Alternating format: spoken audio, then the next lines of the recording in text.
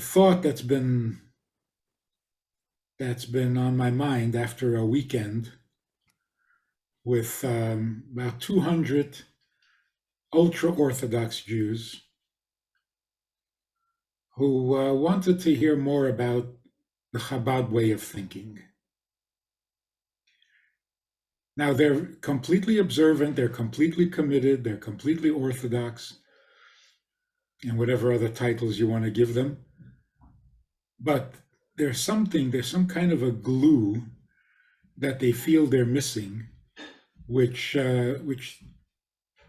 they hope to get from the Chabad way of thinking, which is what we talk about every week. The Chabad approach to what is God, what is creation, what is the Torah, what is the goal, what's the future, to tie it all together in a cohesive and sensible lifestyle. So one of the things that distinguishes the Chabad thinking from orthodox, observant, traditional, there has always been a great emphasis on reward and punishment. If you do good things, you get good results. You do bad things, you get bad results. That's it. That's the story of life. And that has been the story for most of history for almost all human beings. Are you living a healthy life or are you killing yourself? Are you going to have a life after life or not? Those were the issues. How do I get more life out of life? How do I make my life more successful? How do I make my life more meaningful? But it was always about how we can improve life. No one ever stopped to think. No one dared to think, why life? We set life up as the ultimate absolute value, and now we're just trying to figure out how to make it better, how to improve it, how to make it more enjoyable, less painful, less confusing. And where did God fit in? Well, God is a very useful coach. He gives us really good advice. He helps us along the way, and he punishes us when we misbehave. So he's really a good coach, like a trainer that makes sure that we succeed in our life. Nothing can be further from the truth. Because if you think that way, you're worshiping life. You're doing everything you do in order to make life better. Life is the ultimate good, life is the ultimate value, and everything we do is in the worship of life. And then one day your kid, as a teenager, says, who says I have to live? Why do I have to do all this just to make my life better? And we're shocked. We don't know what to say. It's almost like, how dare you question the sanctity of life? That's blasphemous. No, it's not. It's life. You get 80 years, 90 years, 99 years.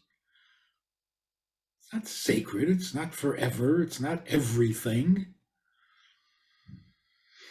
In other words, dare we ask what came before? Before there was life on this planet, was there anything meaningful? Or was it just a hot stew, boiling and cooking and evolving and turning into this? So that's where Chabad thinking comes in.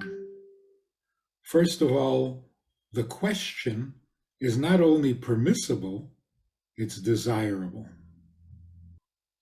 Life is not the ultimate value. You have to imbue life with value. Make sense? Life is just a fact. It's what we do with it that makes the difference. So you have to give life its significance. It doesn't give you significance.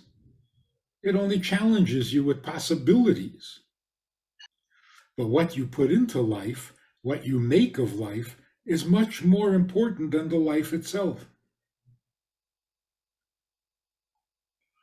So life, being alive, being healthy, being intelligent, being functional, those are all tools. Life is a tool. Having life enables you to achieve something amazing. Well, what is that? What is that?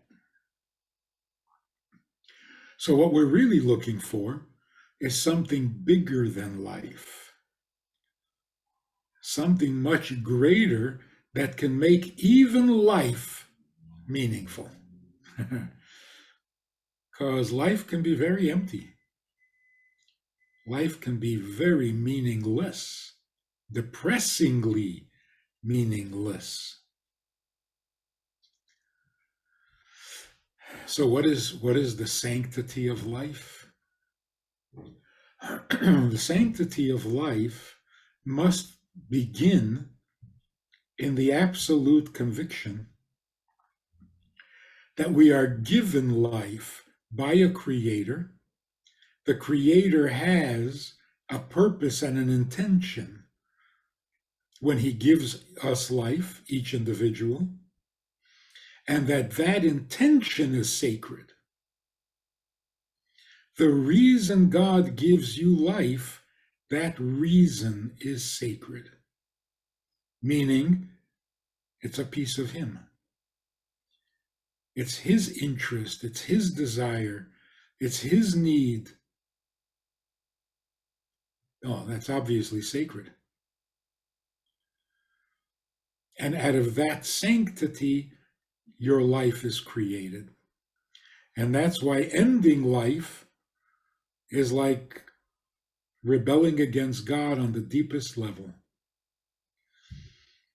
Because what you're saying is that God's intention in giving life and creating a life was not that important.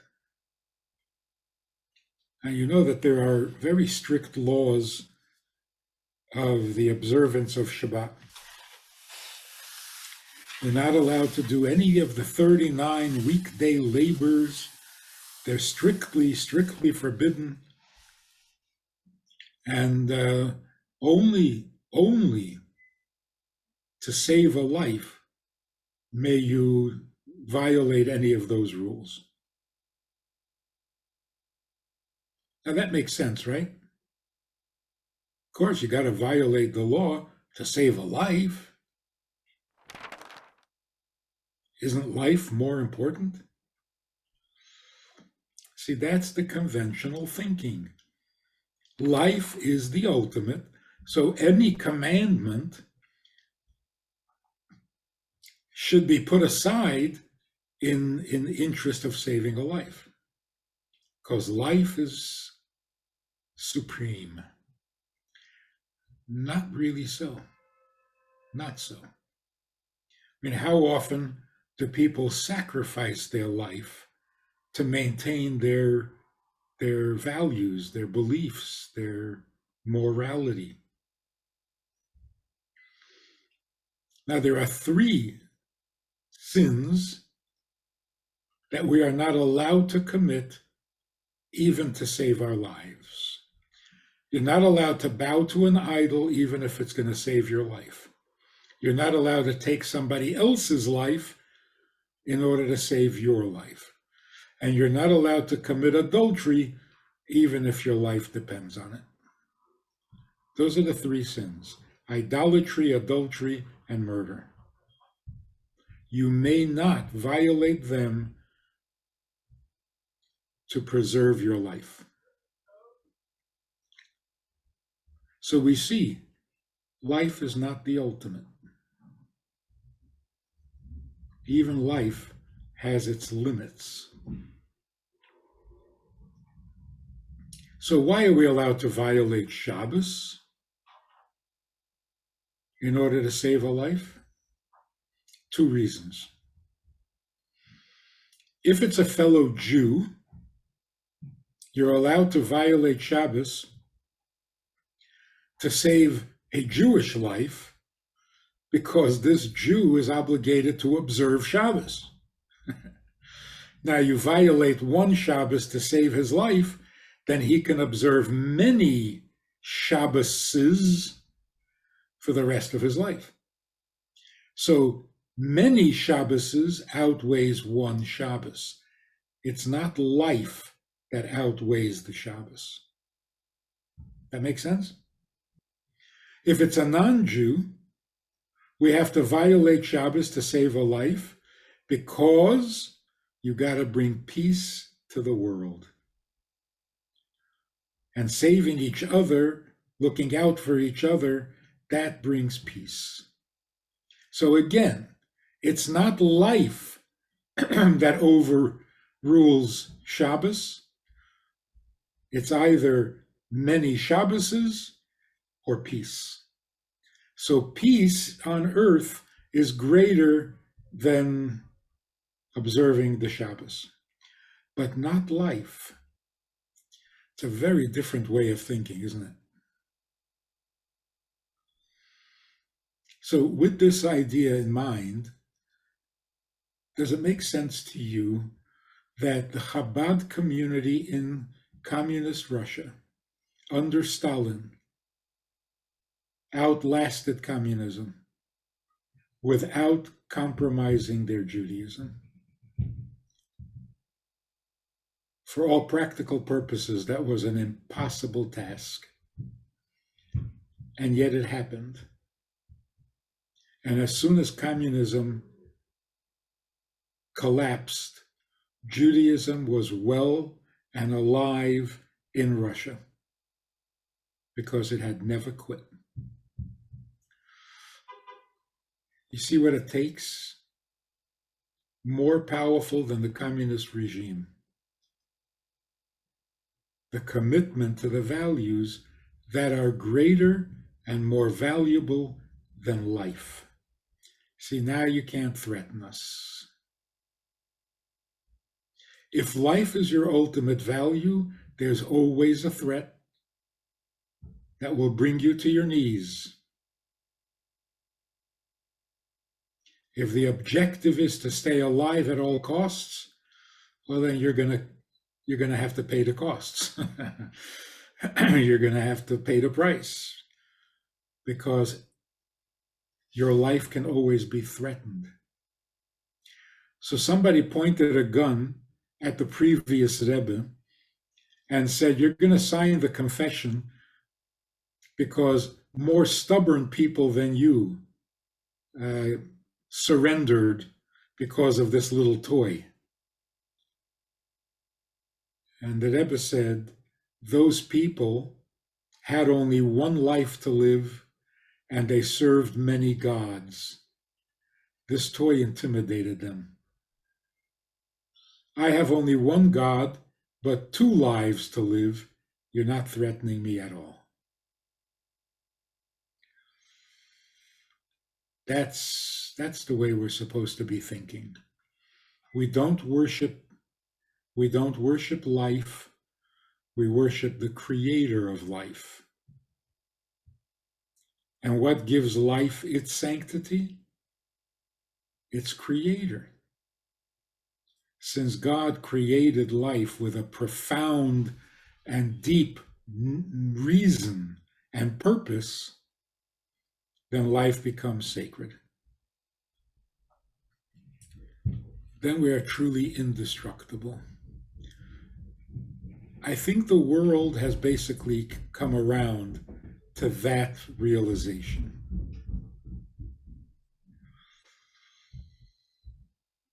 People are not going to be motivated by threats anymore. People want to know what makes life worth living, not how do I protect my life. So now we can't threaten people anymore. Or the threat has changed. The threat is no longer you might die. The threat is you might fail to accomplish your purpose.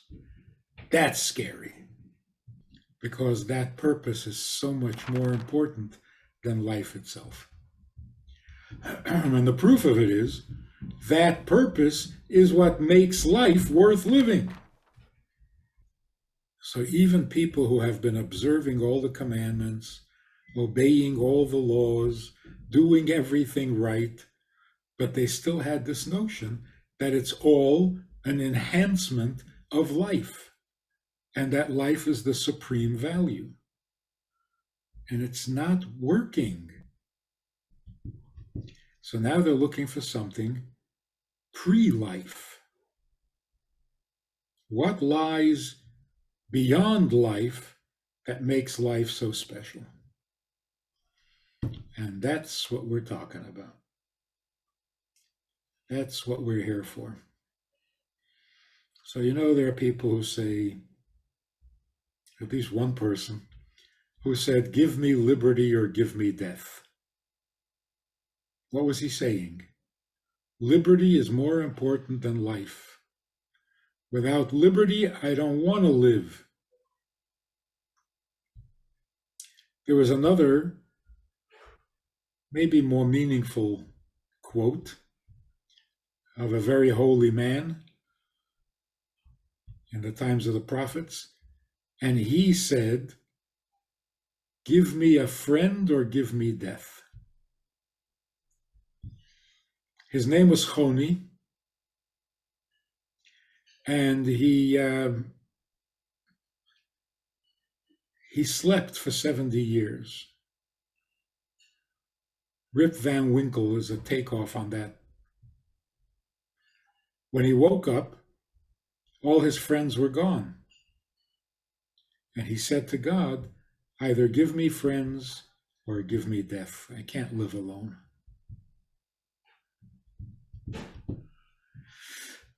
Still not the best.